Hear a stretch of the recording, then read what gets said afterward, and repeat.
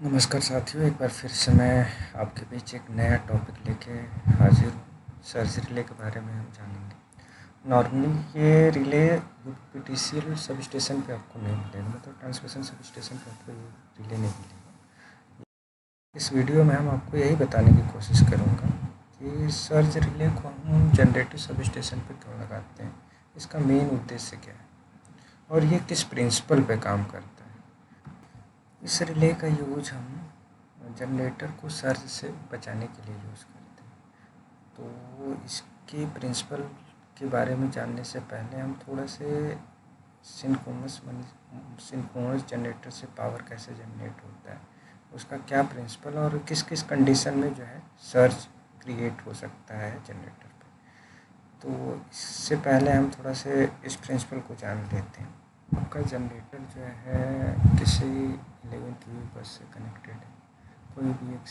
तो एक कंडीशन हम ले लेते हैं कि जिसका इम्पीडेंस जो है ZS है और ये जो है किसी बस से कनेक्टेड है और ये अब इसके द्वारा कितना पावर जनरेट होगा और ये जनरेट होगा और उसमें कितना पावर जो है आउटपुट के रूप में देगा और कितना लॉस में जनरेट होगा। तो ये थोड़ा हम इसको इक्वेशन के माध्यम से जानने की कोशिश करते हैं।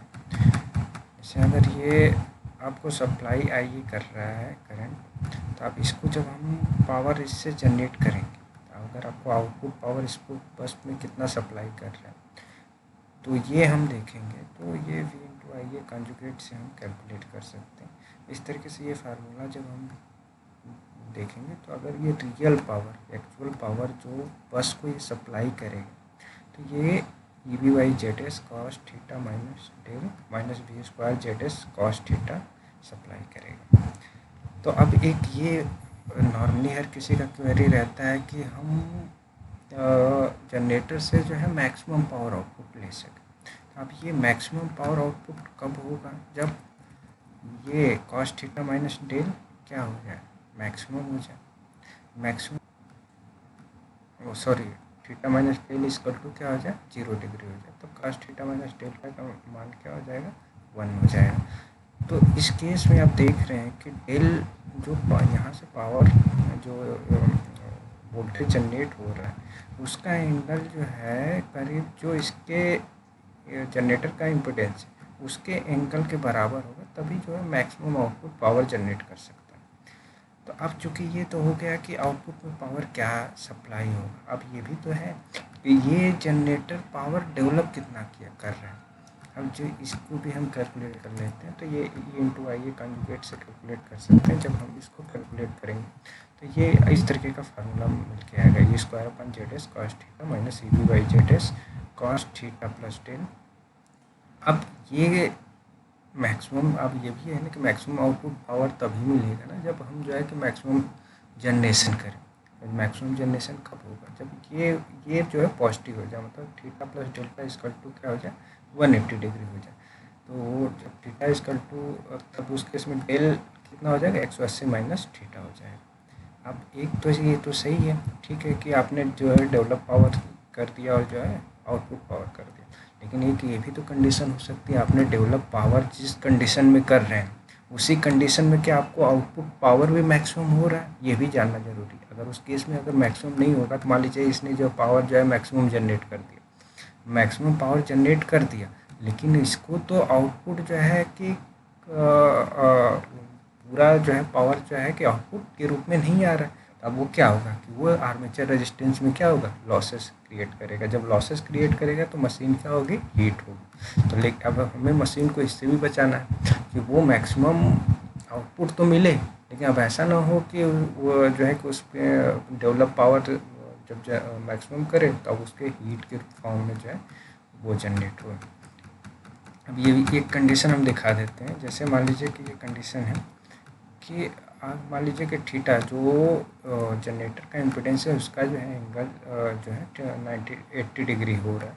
तो अब पी मैक्स कब होगा, जब आउटपुट पावर कितना मैक्स होगा, तो जब जो है del equal to theta S हो जाए। लेकिन अब वही देखिए पी एम मैक्स कब हो रहा है, मतलब डेवलप पावर मैक्सिमम कब हो रहा है, जब डेल इक्वल टू 100 डिग्री हो रहा है, मतलब दोनों का एंगल जो है डिफर हो रहा है। तो इसका मतलब ये है कि जब डेल इक्वल टू 80 पे आप चला रहे हैं तो तब तो ठीक है, आपको मैक्सिमम आउटपुट मिलेगा। वही आपकी नीड भी है कि मैक्सिमम आउटपुट मिले। लेकिन अब अगर आप वही डेल इसको मान लीजिए, आप तो ये इससे तो ये कंफर्म हो गया ना कि आपका सिस्टम जो है स्टेबल होगा जब डेल इक्वल टू 80 से 100 डिग्री तक वेरी करे, तभी आपका सिस्टम स्टेबल होगा। लेकिन कंडीशन तो ये हो जा रहा है कि ना, जब डेल 80 डिग्री से आप बढ़ाएंगे तो आपका पी तो इसके कंपेरिजन में मिनिमम ही होगा, लेकिन पीएम जो डेवलप पावर होगा वो जैसे जैसे आप इधर बढ़ेंगे वो मैक्सिमम होता जाएगा, मतलब आर्मेचर लॉसेस बढ़ता जाएगा। तो अब इस केस में थोड़ा सा हम उसके मतलब P M minus P equal to H S upon pi of del square del T square. तो जब आप पी एम आपका जो है मैक्सिमम हो रहा है, मतलब जब डेल 80 डिग्री से आप बढ़ा रहे हैं तो आपका पी घट रहा है और पी एम क्या हो रहा है, बढ़ रहा है। जब पी एम बढ़ रहा है तो आपका क्या होगा, जो सिंक्रोनस जनरेटर रहेगा वो इस केस में ये ग्रेटर देन जीरो होगा, मतलब डेल स्क्वायर डी टी क्या हो जाएगा, greater than zero.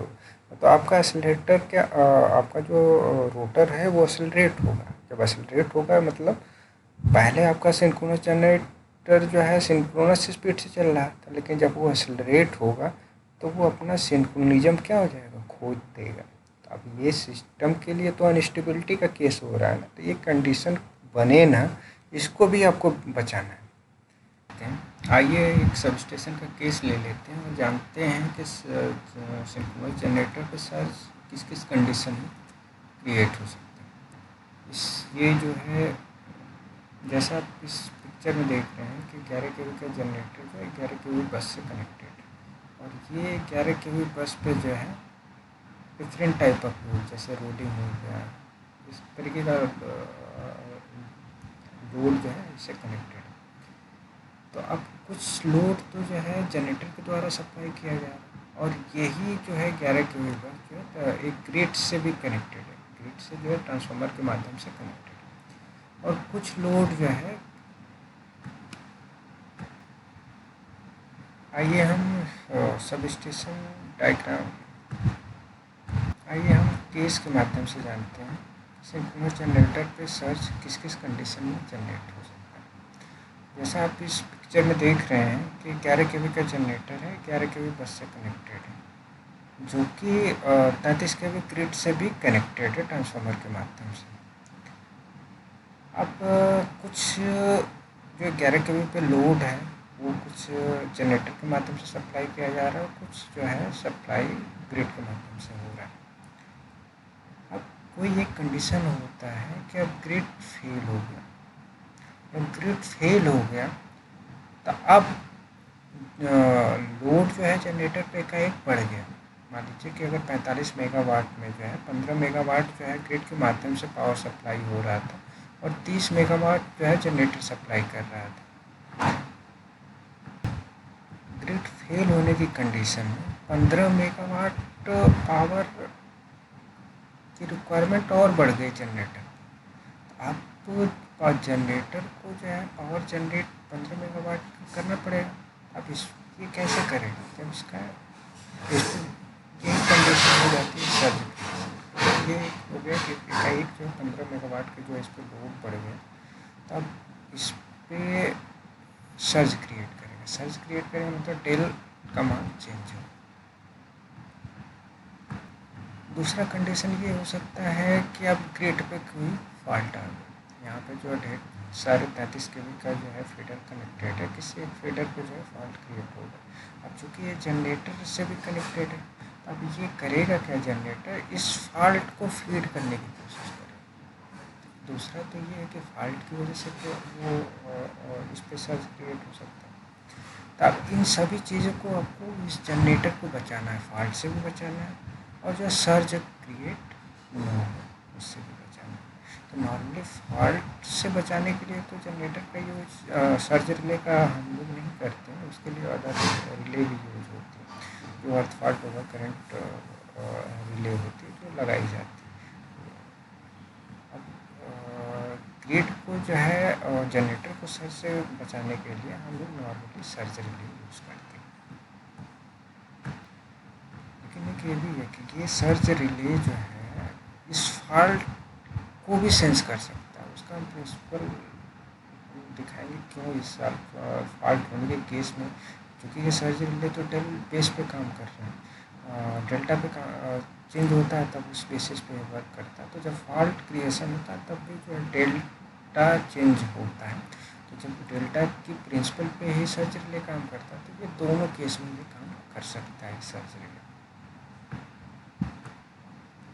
Surge relay को जो है पीटी का पॉइंट दिया जाता है, मतलब जो आपके बस पे पीटी लगी रहती है उसी का जो है सेकेंडरी पॉइंट जो है सर्ज रिले के टर्मिनल से कनेक्ट होता है।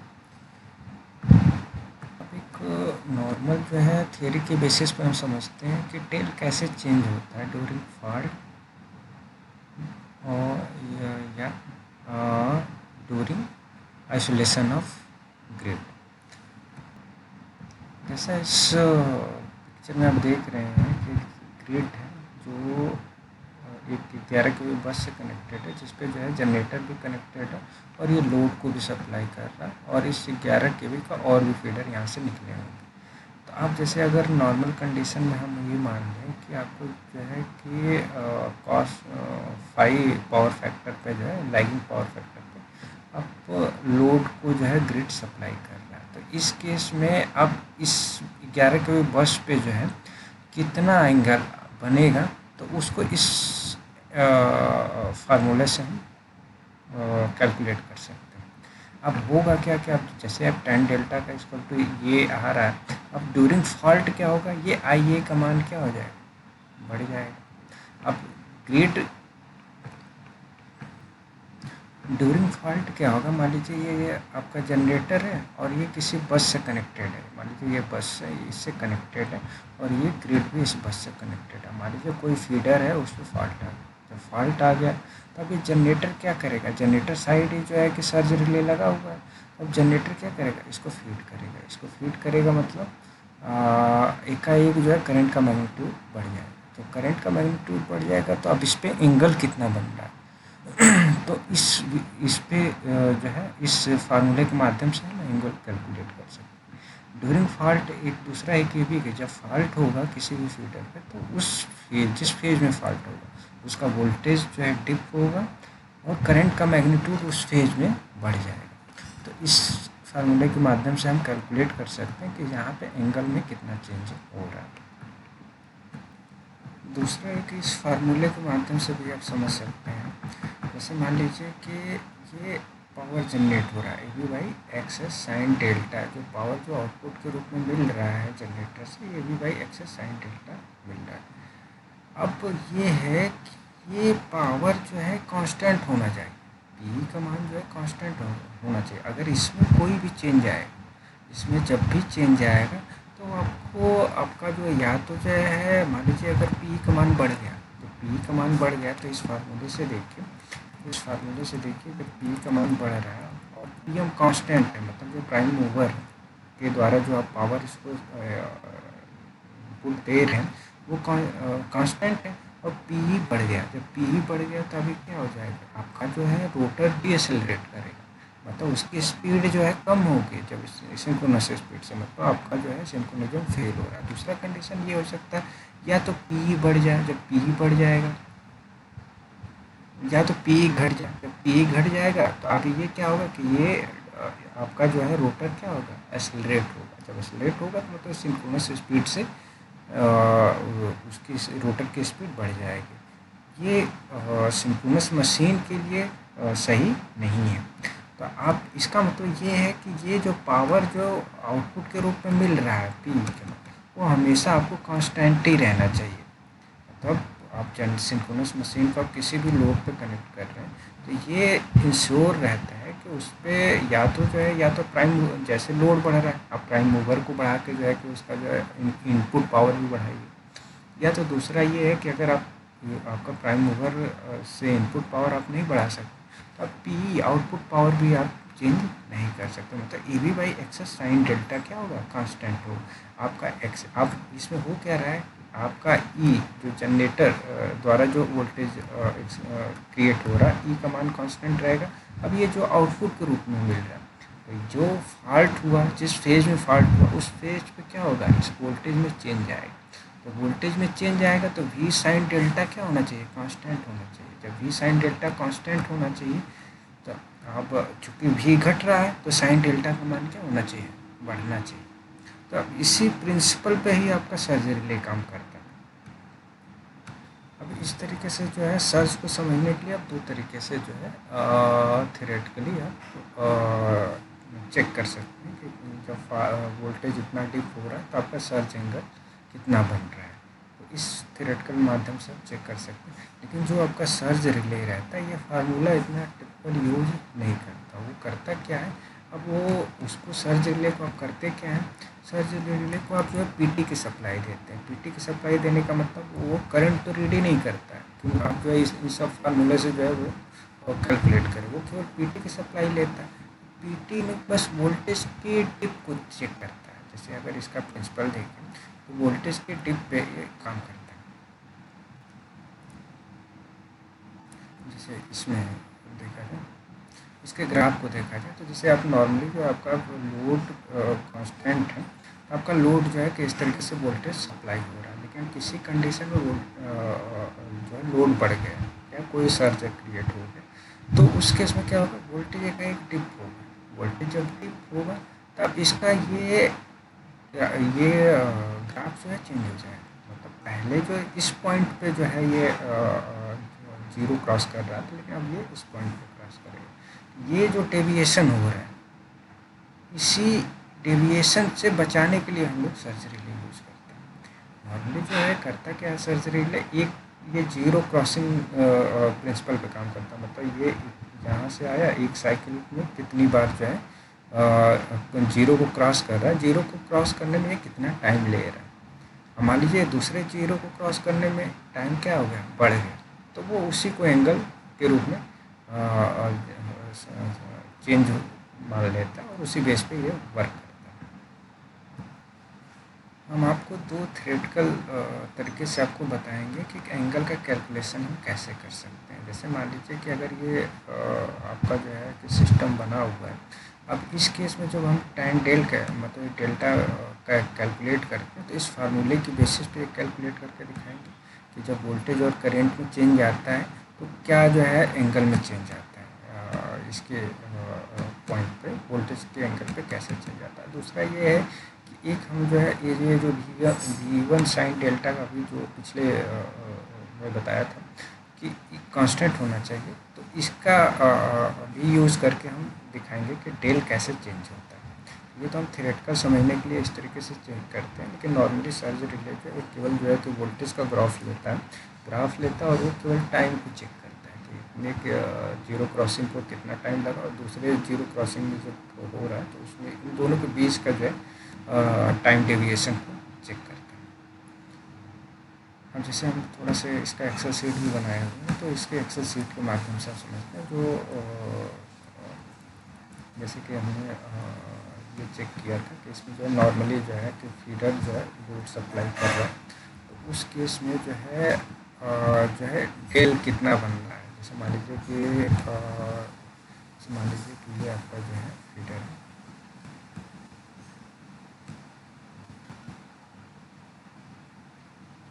ये सप्लाई हो रहा है नॉर्मल केस में। जैसे मान लीजिए आपका सिस्टम है जो ये ग्रिड है और यहाँ पे जो है जनरेटर कनेक्टेड है 11 kV, और जो है ग्रिड से जो है ट्रांसफार्मर के माध्यम से जो चेंज की 11 kV लाने के बाद एक जो है कि छोटा सा डायग्राम बना के समझाने की कोशिश कर रहा हूँ। तो आप जो इसी फार्मूले का हम यूज़ करेंगे।